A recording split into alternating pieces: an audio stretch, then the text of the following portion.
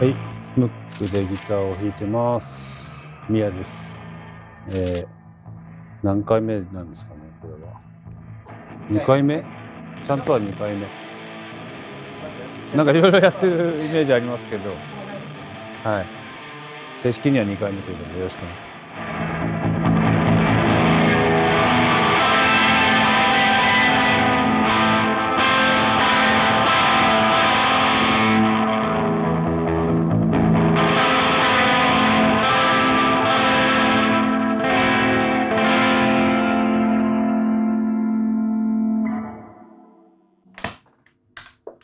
はい、自分ですね、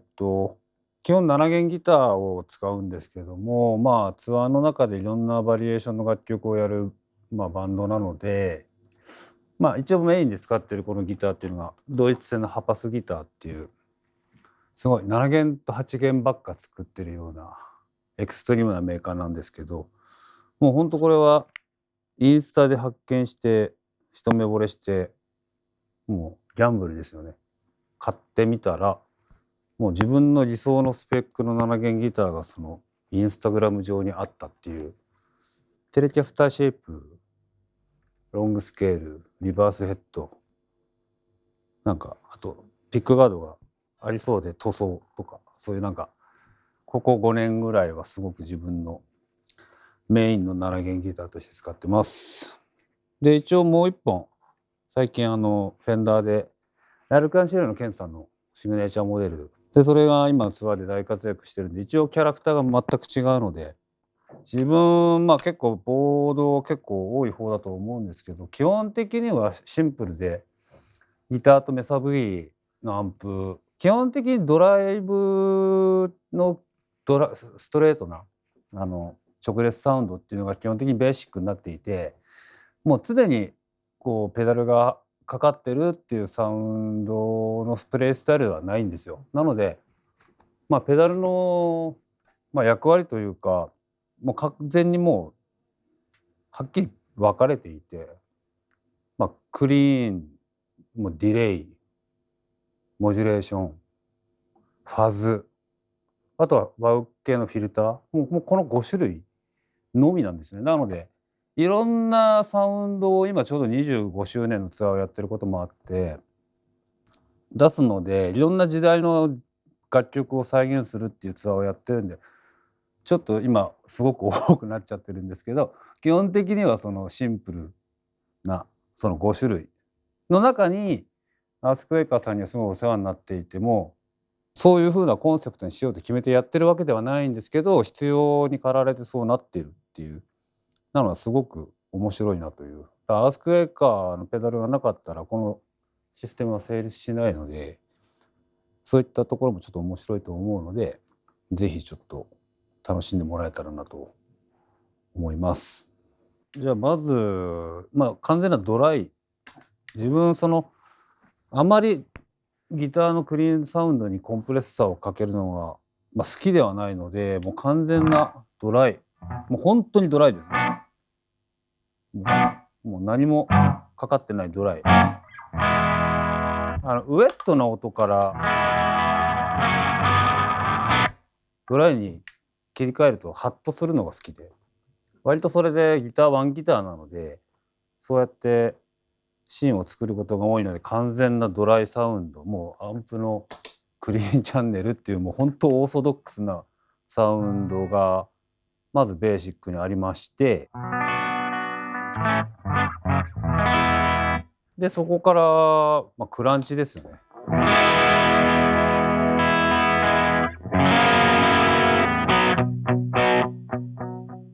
もう本当にほぼクリーン近い。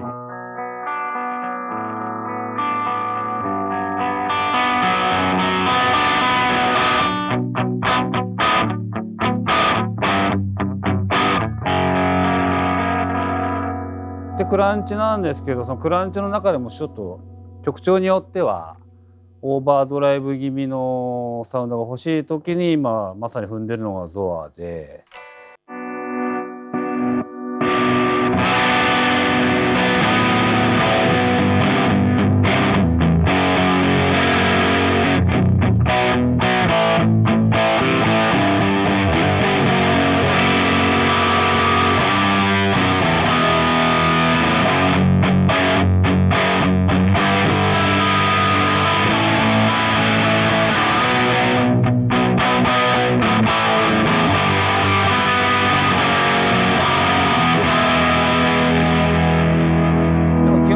ボリューム追従型のクランチですね。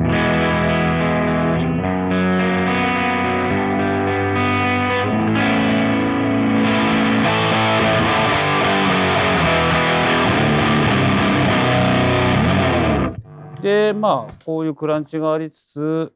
一番ベーシックな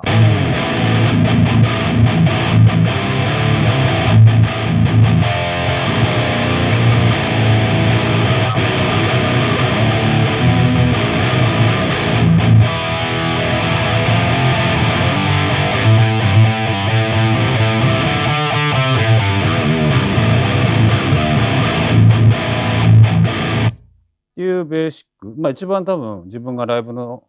中で一番長い時間弾いてるチャンネル、アンプの、まあ、ドライブチャンネルですね。とそれに対してリードを。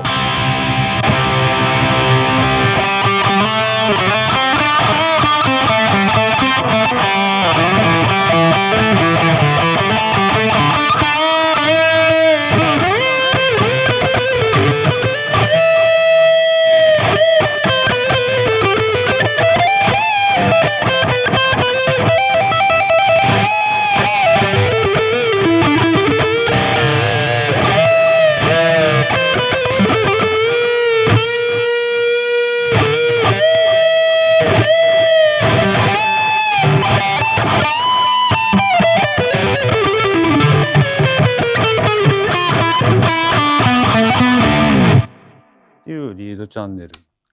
リードチャンネルの中にもアローズが入ってます。これは面白いんですけど、リードチャンネルブースター僕自分3つ入ってるんですけど、役割が面白くて、アンプのリード用のチャンネル、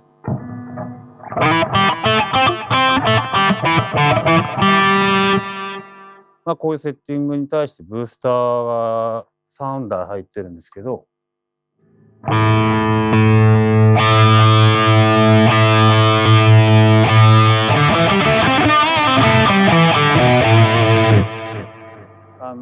アローズってすごくミドルに特徴があると思っていて、ミッドハイが持ち上がるんですけど、意外とすごい上とすごい下っていうのがタイトになるイメージがあって、なので一番最終段に入ってる理由としては最後の最後の引き締め役というか、あとはリードサウンドがそんなにレンジが広いサウンドが自分は好きではないので、すごくまあ単音で弾くことも多いっていうのと、シングルギターのバンドっていうのもあって、結構リードサウンドはバッキングの音より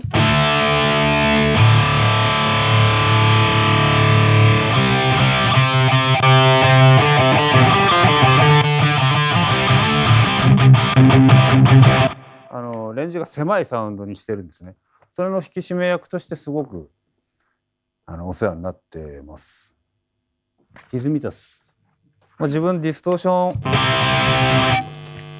まあ、ハイゲイなサウンドもう一つあるのはファズで、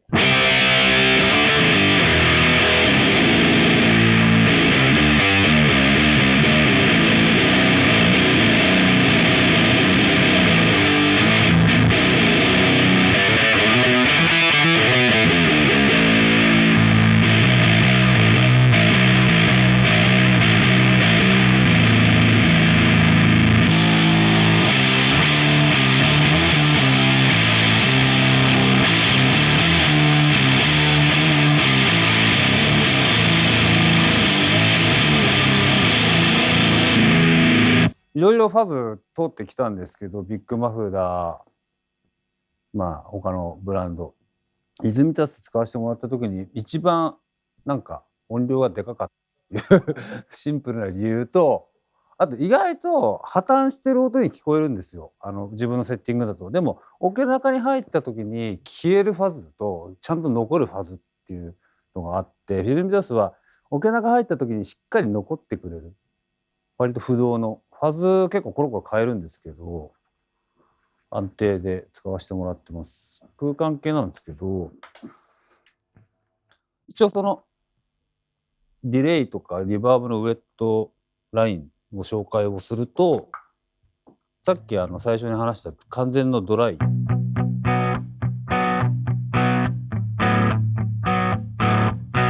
後に基本的に自分ボスの DM3 を必ずかけるっていうのはもう自分のこの決まりというか、このなんかこの寂しげなこのショートディレイがないと、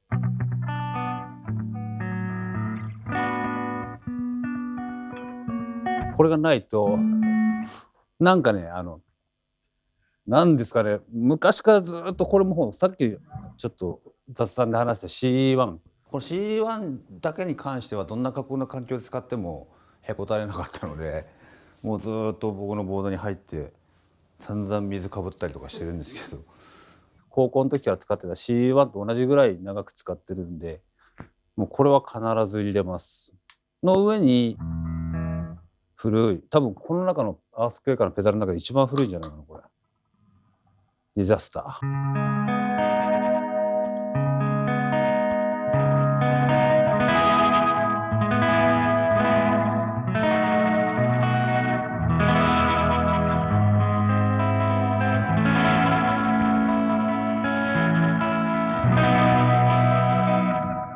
ディザスターにモジュレーションディレイを教えてもらったぐらいの感じで、もうそうですね、十何年か使わせてもらってますけど、やっぱモジュレーションディレイの良さっていうのは、自分的には空間を動かせるっていう、ピッチを動かすことで、あとサスティも長く聞こえるようになるっていうので、モジュレーションに対する概念がディザスターに変えられたっていうのがあったりとか、あと意外とリードトーンとかにもモジュレーションを他のメーカーなんですけど使ってるんですけど、モジュレーションを使うことによってやっぱりサスティンが長く感じるっていう、そのなんですかね、不思議、多分コーラスの効果と一緒なんでしょうね。その違うボーカルが何本も重なってくると音に厚みが出るっていう感じのと一緒で、なんかシングルギターのギタリストのリードプレイって結構酷なんですよ、やっぱりベーシックトラックがないから。でもその中でもそのベーシックトラックがなくても薄く聞こえないリードを弾けるためのディザスターだから、レコーディングではリードトラックとかにもディザスターを挟んでたりとかするんですけど、基本的にはその割とそのベーシックなモジュレーションディレイの使い方だと、あとディザスターの一番好きなところは前も言ったかもしれないんですけど、ピッキングに反応してピッチの上下が多いか少ないか決めれるんですよ。だから普通に弾けば普通なんですけど、強く弾いた時にピッチがより大きく動くっていう、そのリードがすごく好きで、ランダムにピッチが動く、それもずーっと使ってます。トラットの方がいいかな。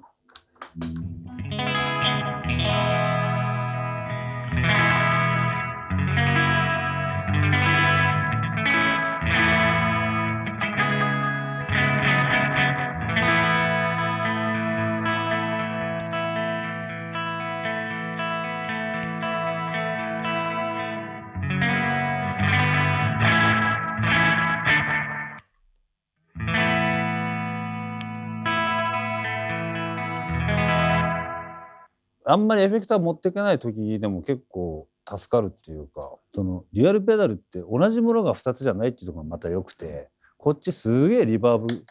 R ちゃんついて、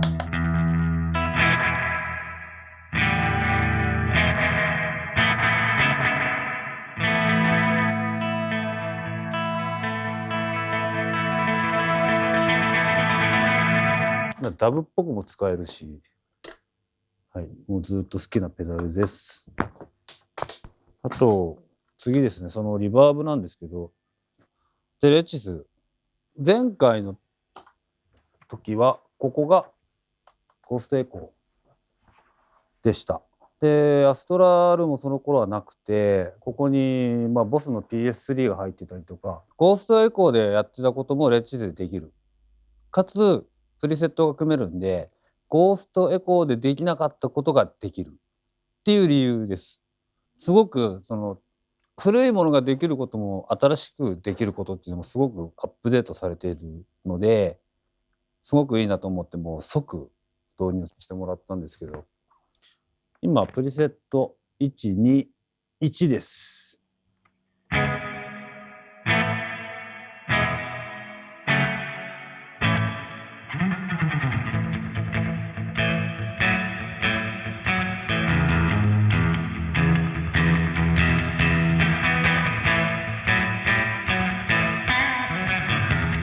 割とオールドスクールなスプリングっぽい、それなりに長さがあるミディアムリバーブなんですけど、リバーブってそのやっぱり自分のプレイスタイルだと常にかかってるものではなくて、オケが盛り上がってきた時に追加したいっていう自分スタイルなんですよ。だからここのループはだいたいそのほぼ直列なんですけど、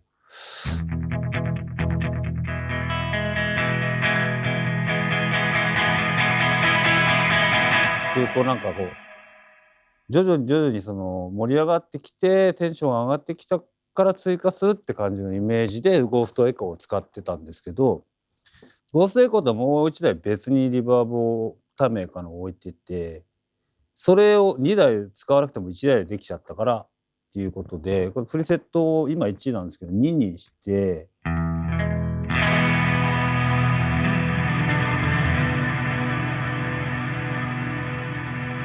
なんて言ったらいいですか、シマーっていうか、そのずーっと音が伸びてるようなリバーブっていうのが1台でできるっていうのは結構革命的だったんで、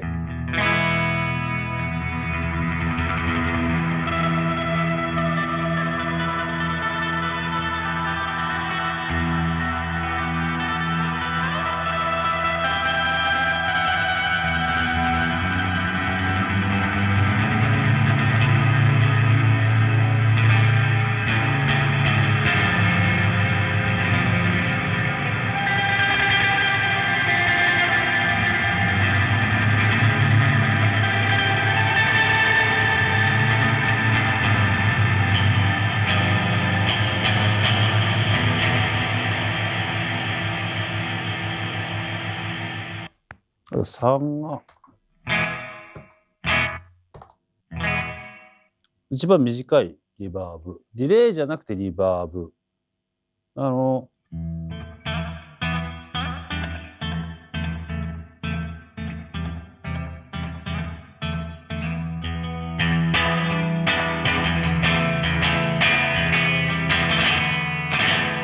多分意外とそのクランチ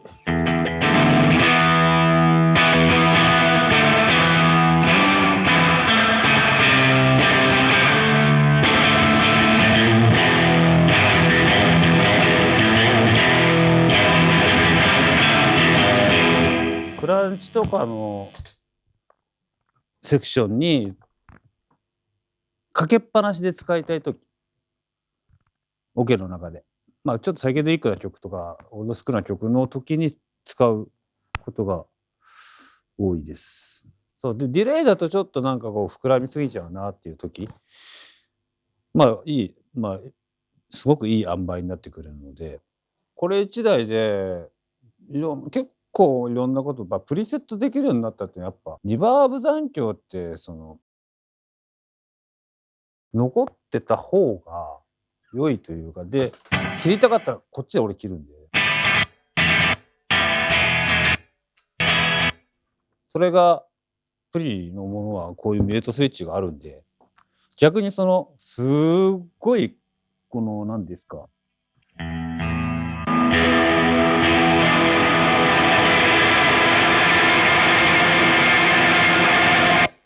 っていうリバーブでできることが結構この中に詰まってるし、もう全然まだプリセットまだ自分も3つまでしか使ってないんで、あと3つあるし、でそれの流れでアストラル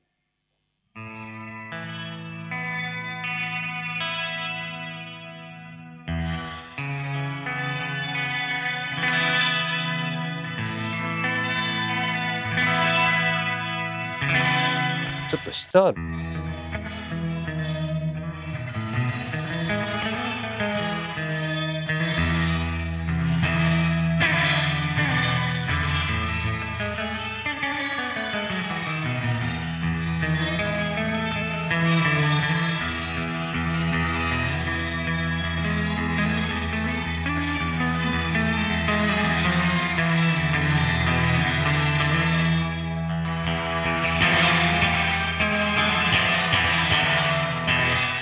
シタールっぽいサウンドをアプローチをすることが割と多いので、なんかここちょっと共通のそのコンセプトあるんですかね。そのシマーだったり、いろんな種類を同じ1個のペダルでキャラクターを出すっていうのは、で、アストラルは多分相当いろんなことできて、原音に対してかかった音がオクターブなのかサブなのか、その長さが長いのか短いのかっていうのもできるし、しかもそのモジュレーションの具合も長さも調整できるっていう結構奇抜なエフェクターで、最初結構戸惑うんですけど、用途がはっきりしていればすごく使いやすいエフェクターだなっていうのと、ストレッチって機能が結構面白くて、で自分はオクターブ下がった後にこうなんか戻ってくるような感じで使ってるんですけど、それが変えれるんで、割とインプロとかで曲間とかでやる時にすごく使ってたイメージ。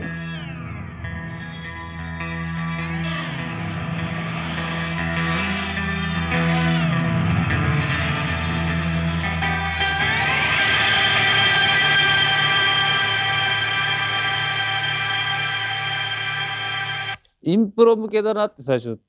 手に入れた時は思って使ってたんですけど、結構ベーシックなオクターブアップのディレイに使うのが、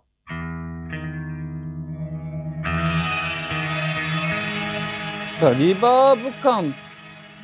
とそのデジタルピッチチェンジエフェクトのなんかいいところを言ってる感じなんですよね。そうでプリセットでも全然使えるし、シマーとかそのサブシマーとかオクターブ下のシマーとか結構いろいろモードがあるんで、あとこれもプリセットができるっていうので、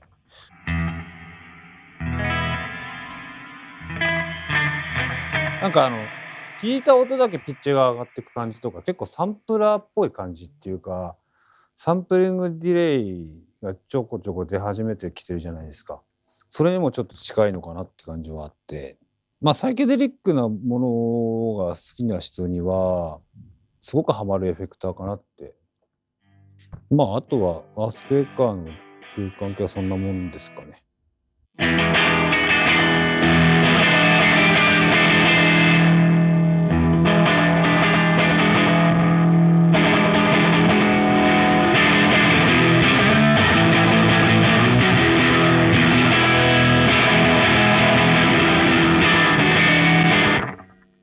自分の使い方としては、ベーシックなクランチ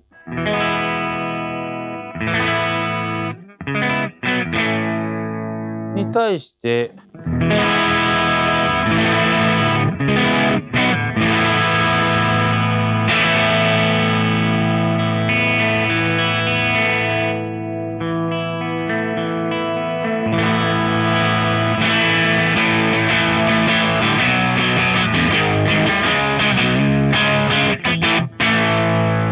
で、基本的にボリューム追従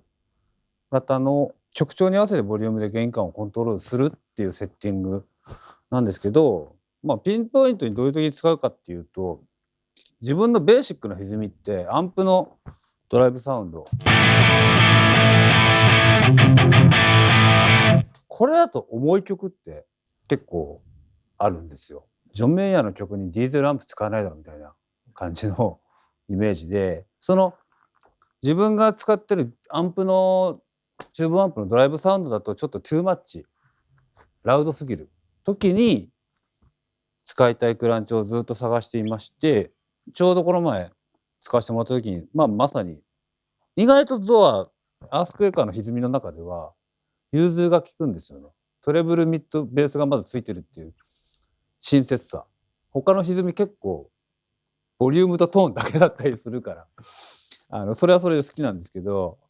結構親切なペダル作ってくれたなっていうイメージで、チューブアンプじゃないコンパクトのペダルにしか出ないようなキュッと締まったタイト感が楽曲に必要な時、これだと重い時、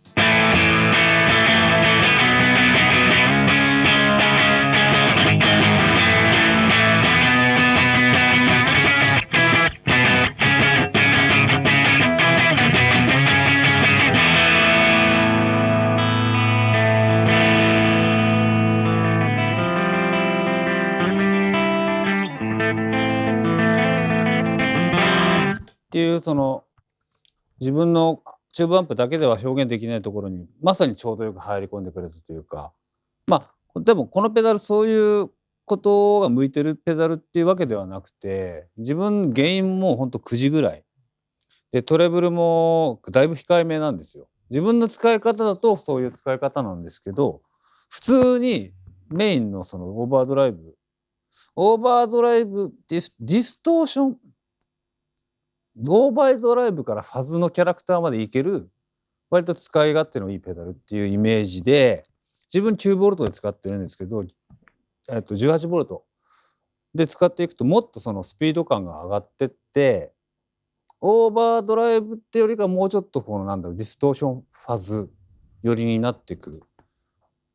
自分の使い方だと今9ボルトがマッチしたんで、スピード感とか含めて9ボルトで使ってますけど、だからそう考えるとすごく振り幅が広いペダルで。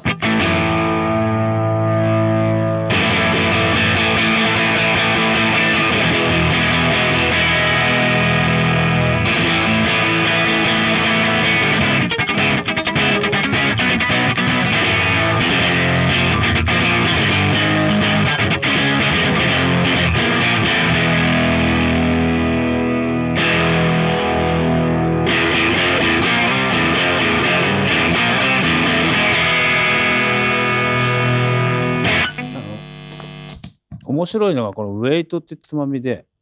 全体のそのなんて言ったらいいんですかね、サブ感というか超低域感っていうのをコントロールできるんですよ。だからよくこんな親切なの作ったなっていう感じですごく僕は好きです。原因をペダルで上げてボリューム絞った時のクリーントーンってそれでしか出ないんで、本当にその特にストラトとかだと分かりやすいですよね。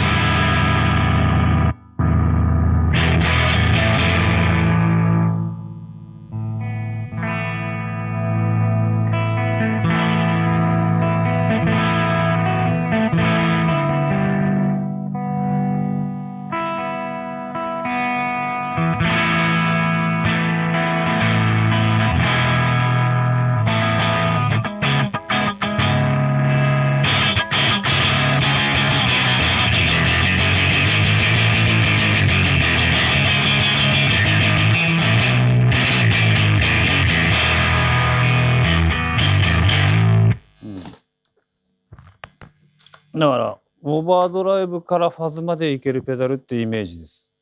自分的には。自分は用途絞ってますけど、すごい広いレンジが広いペダル、用途の。ディストーションチューブアンプライクなサウンドっていうものと、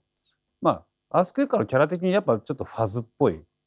ものどっちかだと思うんですけど、結構長弦ギターってそのギターとかあと本体のピックアップのキャラクターがすごく出てくるんですよ。だからクリーントーンが出ないギターとかも結構多くて、そのキャラとのマッチングだと思うんで、自分だったらダーティーサウンドからいっちゃうかなと。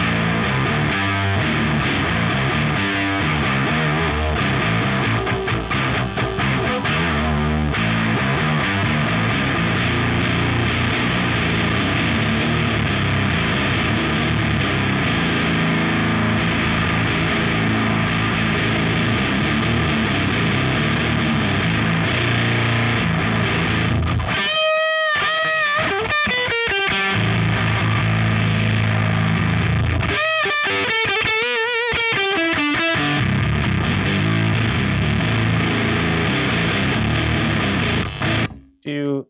ファズライクなもの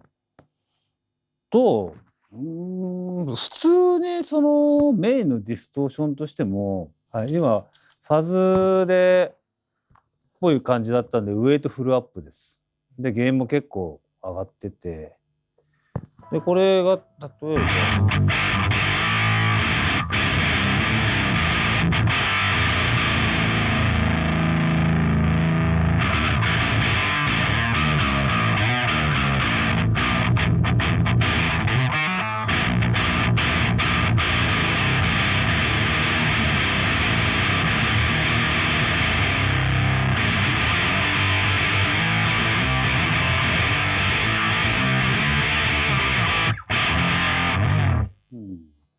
こういう感じとか、ウェイトだいぶ下げてて、原因もそんな上がってないですね。ハパスギターのキャラクターで言うと、ちょっとディストーションなんだけど、ファズ寄りになるかもしれないですね。これが普通のギブソンのレスポールとかだと、多分もうちょっとオーバードライブっぽい感じになるかなっていうのと、あともう一個おすすめっていうか、普通のチューブアンプの歪みに足すっていうやり方が結構いいなと思って。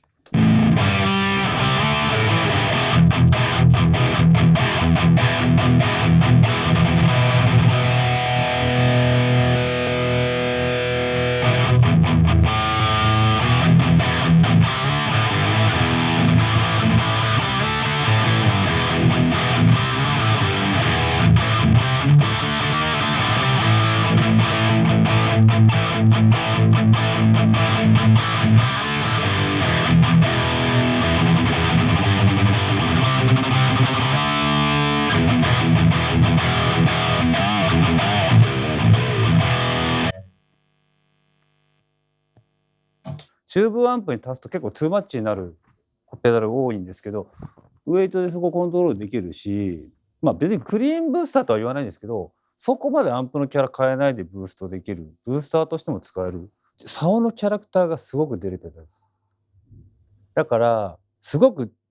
歪みっぽい竿のキャラクターはより歪みっぽく感じるし、だからほんとストラトキャスターはよりストラトキャスターに感じるペダルでもあるし、その持ってる楽器のポテンシャルが出過ぎちゃう時もあると思うんで、こういう楽器に委ねる部分とプレイヤーに委ねる部分のバランスっていうのをすごく相談し合えるエフェクターかなとは思います。持ってる人がもう超オールドスクールな部分と最先端の部分となんかずっともう次元を行き来してるような人なんで、そんな人がなんか初めて作った使いやすいペダルっていうでも本当そうなんですよ。分かりやすさは初見でね、どんなエフェクターか分かんないと思うんですよ。こんな名前分かりづらいじゃないですか、ぶっちゃけ。でも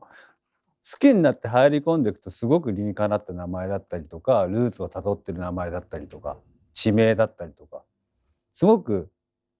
なんか愛を感じるメーカーで、しかも中に入っていくと、なんかこう、一番はやっぱちゃんと爆音で作ってると思うんですよ。絶対そうですよね。ペダル1個で何曲もできるようなペダルメーカーなんで、